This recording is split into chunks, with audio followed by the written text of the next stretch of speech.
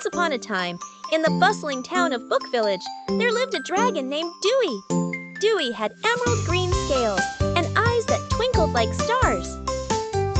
But more than anything else, Dewey loved books.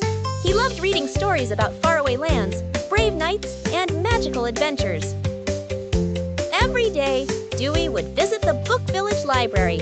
The library had shelves that reached up to the sky, filled with every book one could ever imagine. The librarian, Miss Page, was a kind lady with glasses perched on her nose and a cardigan that was always covered with book dust. "Hello, Dewey," Miss Page greeted each morning. "Hello, Miss Page. Do you have a story about treasure hunting today?" Dewey would eagerly ask.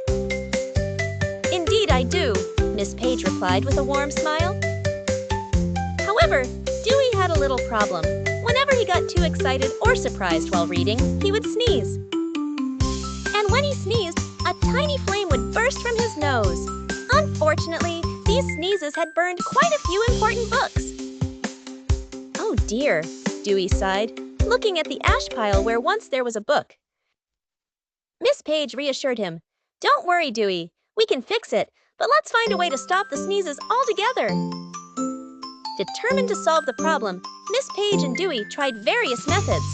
Dewey held his breath, wore a cloth over his nose, and even tried balancing books on his head, but nothing worked. One day, as Dewey sulked by the library's fireplace, Miss Page had a brilliant idea. "Dewey, I've been thinking. What if instead of fire, you could breathe out words? You love stories so much, why not become the library's storyteller?"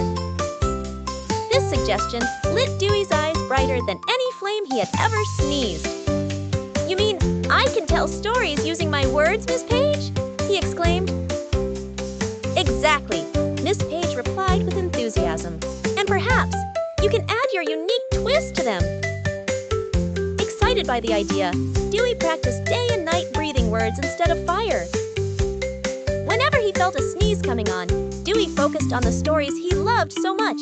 Instead of flames, tales of heroic knights and clever princesses danced in the air. Soon, Dewey's storytelling became the library's most beloved activity. Children and adults gathered around, listening to enchanting tales narrated by Dewey. "Wow, Dewey, your stories are the best," a young girl named Lily said one day. "Yes, I love the part where the dragon helped the knight find the treasure," her friend Jamie chimed in. Dewey learned to turn his fiery sneezes into spectacular storytelling sessions. His weakness didn't just become his strength, it became his gift to the town. From then on, Dewey was known as the Library Dragon, the dragon who could breathe stories and fill listeners' hearts with wonder. Thus, Dewey taught an important lesson that day.